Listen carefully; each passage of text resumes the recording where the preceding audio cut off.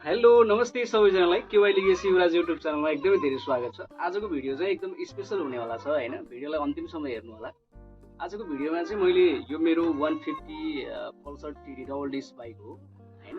यो बाइक चाहिँ मैले अस्ति काठमाडौँ जाँदाखेरि चाहिँ मलाई यो बाइकले एकदमै धेरै धोका दियो होइन।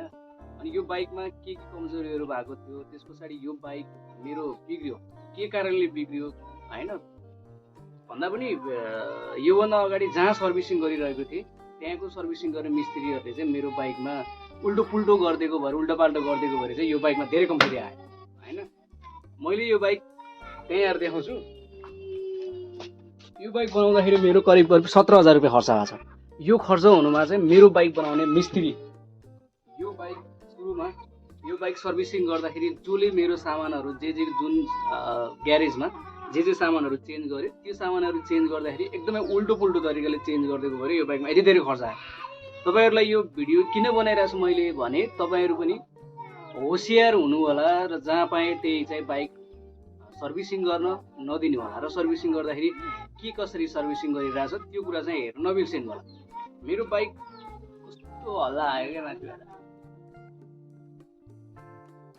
मेरो बाइकको मैले सबै कुराहरू चेन्ज गराएको छु किनभने योभन्दा अगाडि सर्भिसिङ गर्दाखेरि पनि क्याम चेन यो हुन्छ नि, यो क्याम चेन यो प्लेट चाहिँ क्याम चेन चेन्ज गरेको र यो क्याम चेन चेन्ज गर्दाखेरि कस्तो गरिदिन्छ भने धेरै टाइट बनाइदिन्छ होइन। धेरै टाइट बनाएर हालिदिन्छ, धेरै खुम्चाएर हालिदिँदाखेरि चाहिँ त्यो चेन क्याम चेनले चाहिँ अर्को एउटा त्यही नजिकैको उसलाई चाहिँ पुरै भाँचेर त्यो भित्रको भागलाई नै भाँचिदिएको थियो क्या होइन।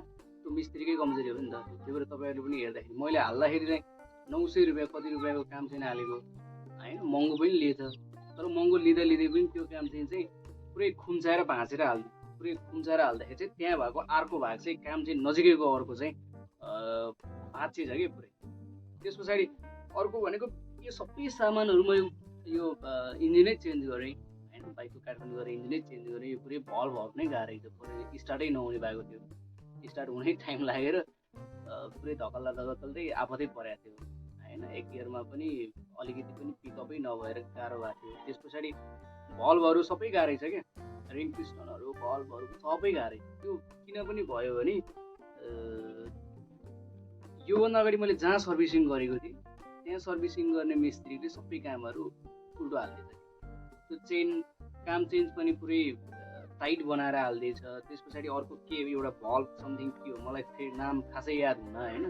त्यो पनि पुरै यतातिरबाट हाल्नुपर्ने अर्कोतिरबाट हालिदिएछ। यहाँ नजिकैको एउटा यहाँ नजिकै के हुन्छ त्यो पनि पुरै उल्टो सुल्टो बनाएर हालिदिएछ कि होइन।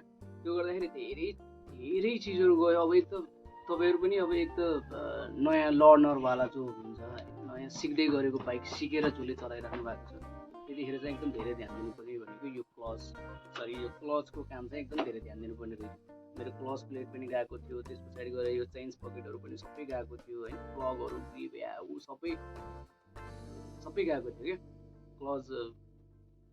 अनि ग्यास हिटहरू पनि सब गएको थियो। यो किन गयो भने म अब पहिला सिकेरै चलाएँ, चलाउँदै सिकेको बाइक भयो। त्यो हुँदाखेरि पनि अलिकति हाफ लर्नर भएको भएर हातको ब्यालेन्सिङ नमिल्दाखेरि पनि यति धेरै खर्च आयो होला। अनि त्यो माथि झन् मिस्त्रीहरूले तलमाथि गरिदिँदाखेरि झनै बिग्रिन्छ।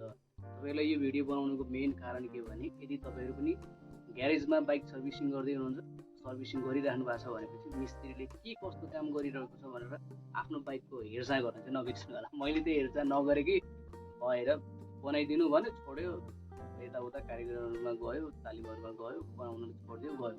त्यो गर्दाखेरि मिस्त्रीले चाहिँ कस्तो हालिदिने रहेछ त्यो हुँदाखेरि चाहिँ बाइकमा झनै धेरै समस्या आउने धेरै छ। त्यही भएर सबै मिस्त्रीहरूको भर पनि नपर्नु होला। अब अस्ति भर्खरै मैले बनाएर आएर यहाँ 17,000 रुपियाँको बिल आएको छ होइन, बिल आएको छ। अनि अब के गर्नुपर्छ भने तपाईँले बाइकको इन्जिन चेन्ज गर्नुभएको छ। इन्जिन चेन्ज गर्नुभएको छ भनेपछि केही समयसम्म चाहिँ एकजना मात्र बस्नुपर्छ, यो कुरा तपाईँलाई थाहा छ होला। त्यसपछि 500 किलोमिटर जति दौड्यो भने फेरि मोबिल चेन्ज गरिहाल्ने। पछाडि 1800 किलोमिटरमा यसरी नै मोबिल चेन्ज चाहिँ बेला गरिराख्नु होला। मैले पनि मोबिलहरू खासै यताउता नहेर्ने भएको भएर पनि धेरै समस्याहरू देखेको छ। मोबिल बेला चेन्ज गर्नु, त्यस पछाडि बाइकको इन्जिन चेन्ज गर्नुभयो। इन्जिन चेन्ज गरिसकेपछि केही समयसम्म चाहिँ होइन केही किलोमिटर कुद्दासम्म चाहिँ एकजनाभन्दा दुईजना नहाल्नुहोस्। त्यस पछाडि 500 मिटर पुगिसकेपछि फेरि मोबिल चाहिँ चेन्ज गर्नुहोस्। फेरि 1800 प्रत्येक 1800 मिटरमा चाहिँ 1500 मिटरमा चाहिँ मोबिल चेन्ज गरिराख्नुहोस्। त्यस पछाडि यो क्लजहरूको कामहरूलाई चाहिँ रेगुलर गरिराख्नुहोस्। त्यो भयो भने बाइक राम्रो हुन्छ, नत्र मेरो जस्तै हुन्छ है। अनि मिस्त्रीले काम गरिरहेको मिस्त्रीले चाहिँ के कस्तो काम गर्छ त्यो चाहिँ थाहा भेट्छ है त। आजको भिडियो चाहिँ मैले भन्न खोजेको कुराहरू चाहिँ त्यही हो। अनि यो चाहिँ नि यो पुरै टाइट गर्दैछ कि यो भए यो पनि यो ग्रिपै भित्रैबाट ग्रिप नै भाँचिएको थियो।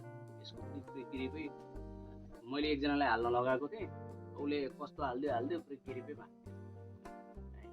त्यस पछाडि यो अगाडिको हेडलाइट हाल्न लगाएको हालेको 3 दिनमै बिग्रियो कि हेडलाइट। त्यस पछाडि एक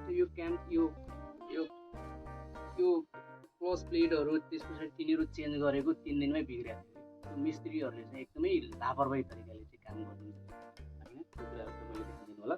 आजको भिडियोहरूमा सामान्य जानकारी थियो। तपाईँहरूलाई भिडियो कस्तो लाग्यो, राम्रो लाग्यो भनेपछि च्यानललाई सब्सक्राइब गर्न र बेल आइकन थिच्न चाहिँ नबिर्सिनु होला है त। Thank you so much. अर्को भिडियो लिएर फेरि आउने।